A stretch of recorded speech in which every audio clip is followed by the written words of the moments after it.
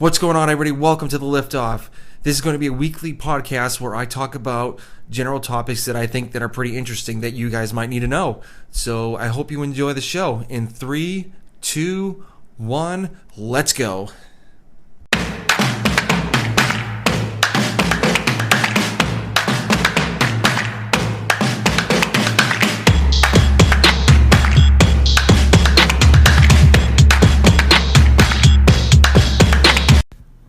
What's going on, everybody? Welcome to the Liftoff. This is episode 9. Thank you for tuning in. So today, I kind of wanted to talk about the daily grind of a T1D. So mainly me. This past week, since kind of been quarantined, I've been working from home. My numbers have been pretty good. So the only instance I had was I forgot my insulin on a bike ride, and we went out to eat, and I went back and it was probably like 250, which was still I'm considering not that bad compared to what I thought it would be. But I think the main reason why my blood sugar has been actually at a pretty good level. I've been sleeping a lot more, pretty much a lot longer, instead of getting up at like 4:30 in the morning and getting ready to go work out. I actually work out at night now because it's the only time I could really work out, because working out in the morning would wake up pretty much everyone in the house. So I usually go to bed around like 10:30, 11 o'clock, and I usually get up around 7:30 and wake up with my son, and we actually get ready for the day and then go from there. And also, since I haven't been at work, I haven't had like the little snacks that they have. Usually every day, what they do is one of my coworkers they have like an area where they put all the snacks, and they put it out, like a couple things out during the day. And the ones that I usually go for are the fruit snacks and these things called the Jiffy Power Pack or Power Puffs, whatever they are. It's like peanut butter and oats, like really good. So I haven't been eating snacks, and that definitely is another reason why. And I'm actually standing a lot more at my work desk. So I do have a standing work desk at home, at my office, but at home, I really don't have a desk that I can use. So what I've been using to work is using my ironing board with 2 boxes on top of the ironing board. So I can place my computer, my mouse, my notepad, whatever I need to work for the day. And the reason why I have the 2 boxes on top of the ironing board is because I don't want to be hunched over and have like a lower back strain or whatever. But I've been standing up a heck of a lot more. I pretty much like 80% of the day of the work day. So I think that's a huge help too. And then also, I've been eating a lot more, like better foods, drinking a lot more than I usually do, which is another good thing to do. And that's the reason why I think my blood sugars have been actually at a normal level. There's no temptations at my house to eat anything bad, so which is another good thing. So what it is for me for a typical day being a diabetic is I test myself a lot. And another thing is I pretty much eat the same thing over and over and over again. And doesn't even bother me. Like, I can eat the same I've been eating the same breakfast for almost 4 years. Almost the same lunch. I don't know how long. So, but for dinner we kind of change it up a little bit. Whatever my wife brings it back from the grocery store, and it's kind of the same thing, but not always. We kind of spice it up a little bit. So so the first thing in the morning, I always check my blood sugar just to make sure that I actually dosed enough long-lasting insulin to last me through the time I wake up. Usually I hit around like 120 to like 120 to 110, which is good compared to when I was last time. It was probably about like 250 when I used to wake up after eating a normal dinner. So I check that, and then I kind of do like a quasi intermittent fasting where I don't eat anything after 7:30, and I don't eat anything again till roughly about 8:30, 9 o'clock in the morning. So usually around like 8:30, I'll check my blood sugar again to see what do I need to dose properly for my breakfast, which is 1/3 cup of oats, almond milk, 2 eggs, peanut butter, and I think that's it. Yeah, so oats, peanut butter, eggs, milk. Oh yeah, and a little bit of cinnamon too.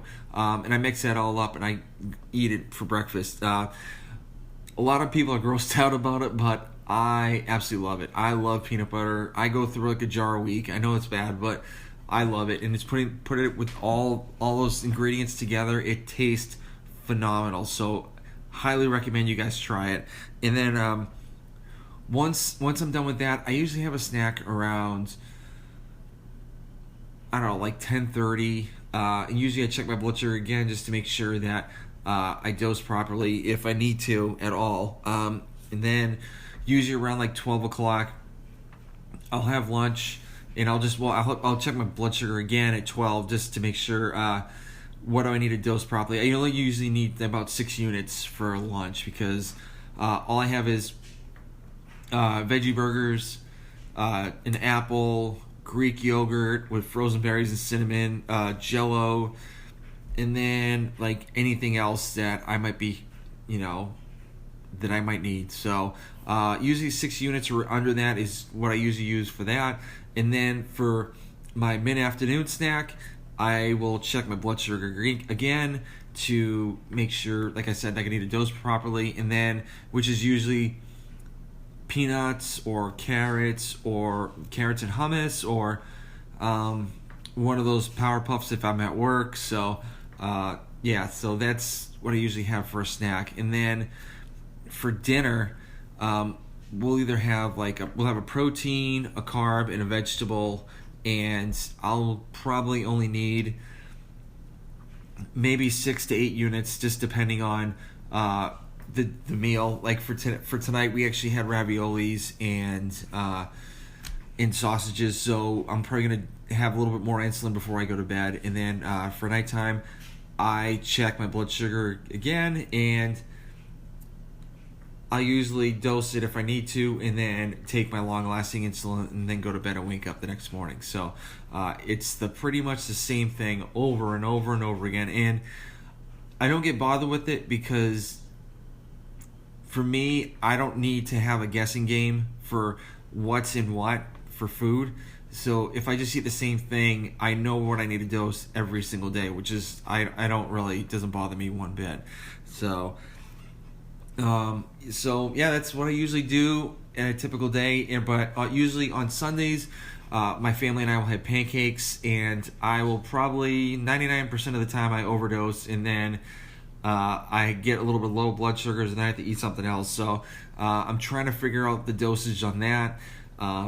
But yeah, that's the only thing that's different for breakfast time during a normal week for me. So so I hope that's what I usually do. So I hope you guys, I'd love to hear what you guys do on a typical day for you guys. So just hit me up on the DMs, and love to know what kind of gets your fix. So and then also for CrossFit news, we have a community, a bunch of people from the CrossFit community actually doing more free workouts for people that are staying at home quarantined. A couple that I actually found out that you could find on Instagram.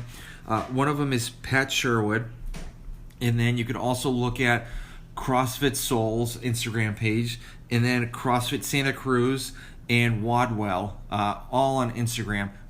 You could also go on the Morning Chalk Up, where I found this list. There's probably like 20 more Instagram pages you can go on to and do a workout, kind of like mix it up if you really want to. So and then also, if you want to do the workouts on Instagram, Margot Alvarez, a CrossFit Games athlete that's been to the games a bunch of times, she has a YouTube page.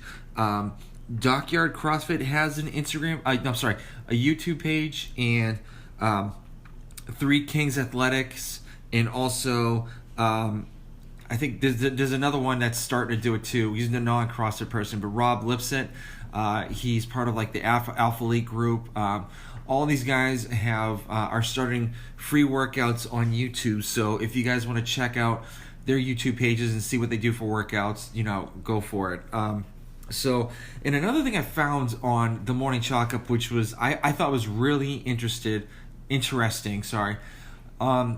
The Watt on the Waves is setting sail in about a month. They're setting sail on the 16th no matter what, which I think is absolutely ridiculous, where the coronavirus is spreading like wildfire, and then being on a cruise ship with a whole bunch of people and there's no way out, and there's multiple times where other cruise ships had to get quarantined for other sicknesses. They are still going out, and the crazy thing is they have people that are under contract that are supposed to be on this cruise ship, and they're well aware if they go on this cruise ship and go out to set sail, they're going to be staying quarantined for 14 days when it docks again, per the CDC guideline regulations. So is it really worth a week on the water and another 2 weeks staying on the boat because you have to be quarantined? For me, hell no. There's no way I'm going to do this. And the crazy thing is, there's a lot of people getting really agitated about this because they want their money back because they're not going, because they're canceling because of the coronavirus due to travel restrictions, and they can't leave their house. So what the Watt on the Waves cruise ship is doing, they're actually giving them 25% back, but they're gonna keep their name on the next year after. And some of these guys forked over $700 to $4,000 to be on this cruise ship for that week. So, and they're not giving their money back. But obviously, some athletes that are going to be that are on there, they can back out on these trips if they're not if they're not obligated via contract. So, for me personally, I really don't think it's a good idea for them to set sail. A lot of the other cruise ship companies are not actually leaving their docks until end of April, beginning of May, I believe. So there's enough time for them to quarantine, clean the ships, make sure no one else is sick, or if it does get worse, they'll actually push it back even more, because obviously you don't want a whole boat full of people that have the coronavirus. It's going to be an absolute disaster. I don't think, if anybody that's going, I'd love to hear your story, but I personally, I'd be absolutely livid if I couldn't get my money back for this trip, because obviously there's no way in hell I'd be going on this cruise ship in next month on the 16th. There's no way. So, so I hope this was informative. I'm going to start doing more CrossFit news episodes for you guys, and I hope you guys enjoy, and I hope you guys have the rest of the week. All right? I will talk to you later.